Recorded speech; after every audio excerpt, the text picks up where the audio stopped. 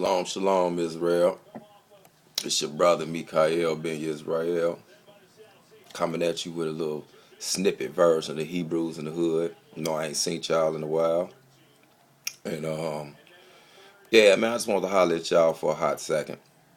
I'm chilling today, so I'm mind a scruffy look. It's football season, so I'm chilling watching me some football. I was thinking about something, you know, dealing with our people coming into the reality of the truth that they Hebrew Israelites, right? And it dawned on me, I was thinking, from a conversation I had with some brothers a couple of nights ago.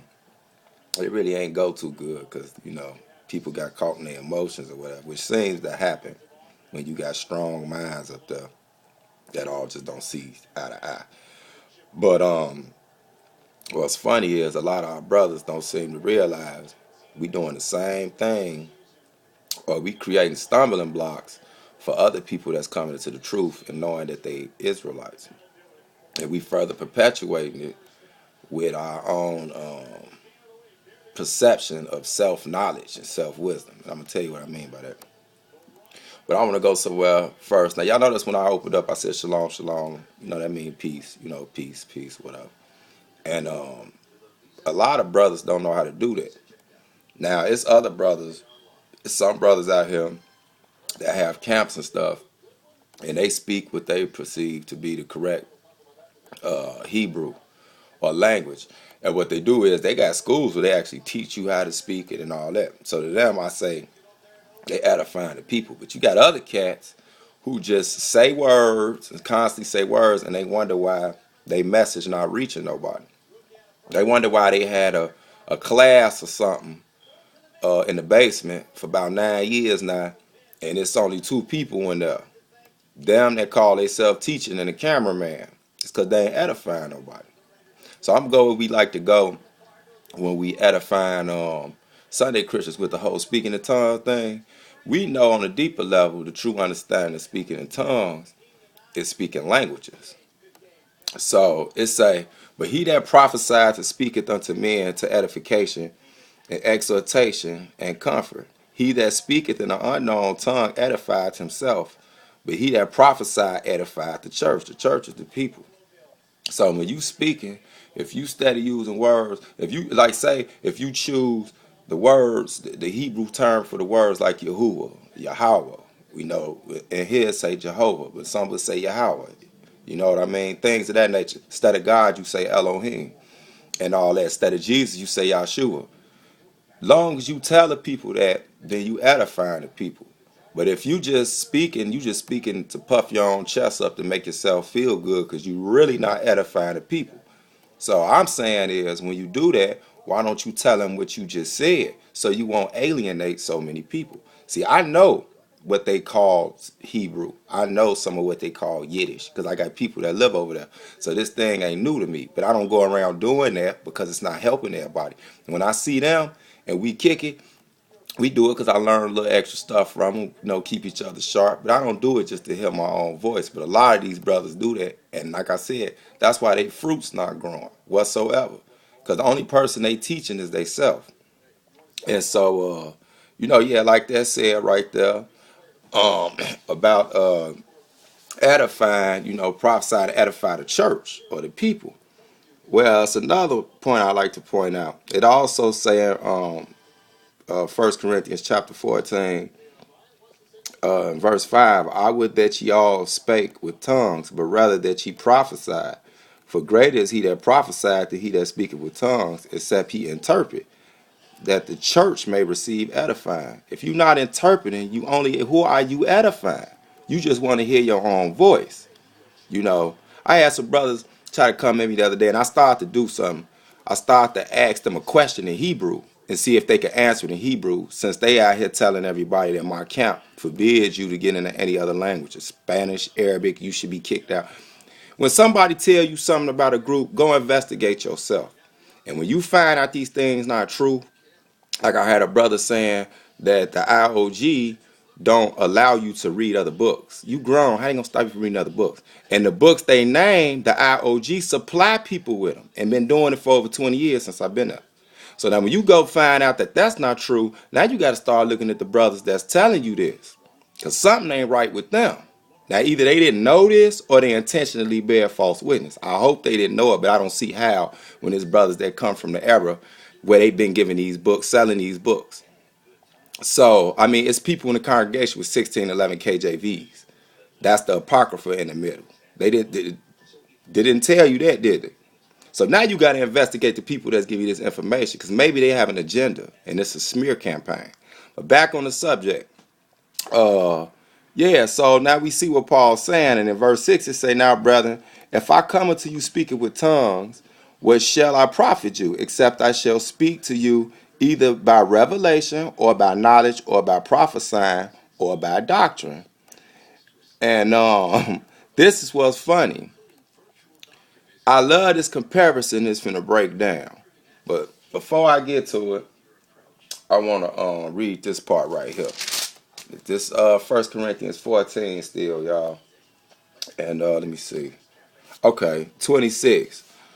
Verse 26 say, how is it then, brethren, when you come together, every one of you have a psalm, have a doctrine, have a tongue, have a revelation, have an interpretation of that revelation. Let all things be done unto edifying. So the whole thing is about edifying. So if I get on here and I get to talking so-called Hebrew or Arabic or something like that, and I don't interpret and tell you what it means, I was absolutely no worldly good to you. I'm just doing it to show you I know something. That's why these brothers ain't growing. That's why what they touch not growing. You know what I'm saying? And I ain't going nobody personal. I'm talking about in general. I see this a lot with the Israelites. Why you don't see me doing it? I don't claim to know it all. I learn. I know a little bit. I know enough of a little bit to be able to communicate every now and then. You know what I'm saying? But with them, why this is why they on pause. This is why God got them on pause. Their whole operation on pause. Because they don't understand the simple stuff. We Israel, we possess the oracles, the answers. We supposed to edify before everything. That should be your goal. A lot of these brothers they he toots, not Hebrews, because he toot his own horn. He toot look at me lights. That's right. He toot look at me lights. They tooting their own horn. They like, look at me, look at me. They not trying to edify nobody, man. Real talk. I'm keeping it real. And a lot of them, if you did hit them with some Hebrew or something, some something you learned, if they don't get Google right there, they dead in the water. They through. Because, they from the tribe of Google. But that's another story. It also says in verse 27, if any man speak in an unknown tongue, let it be by two or at most by three, and that by course, and let one interpret. So in this one, it's even telling you how, if you can and you can't interpret, at least have two or three people there to know what you saying. See, it's all about edification with the Most High, not confusion. And this is why they running a lot of people off. I'm not saying don't use the name that you prefer to be the true name of the Most High. You know what I'm saying? I say Jesus Christ. I also honor the name Yahshua HaMashiach and did that for years. I wasn't kicked out for that. The funny thing, I honor the name Jesus, the same name that's in this same Bible, written in this same English, that in Deuteronomy told you was going into captivity. So I'm not removing nothing out of here. Along with the extra things I learned, I'm not removing nothing out of here because the Most High had this book set up for our edification. Now, if at the end of the judgment and I'm wrong, the worst thing that can happen is I know what the book says. So I can say, man, God, you had that put in there. It's the same book told me I was an Israelite. It's the same book told my people was going to captivity. Some book told me to keep the commandments. But I know that ain't going to happen. But I'm just saying, when cats get to pulling out, removing, snatching, adding everything up out the Bible, they may have somebody to answer to. That's just my opinion. Okay.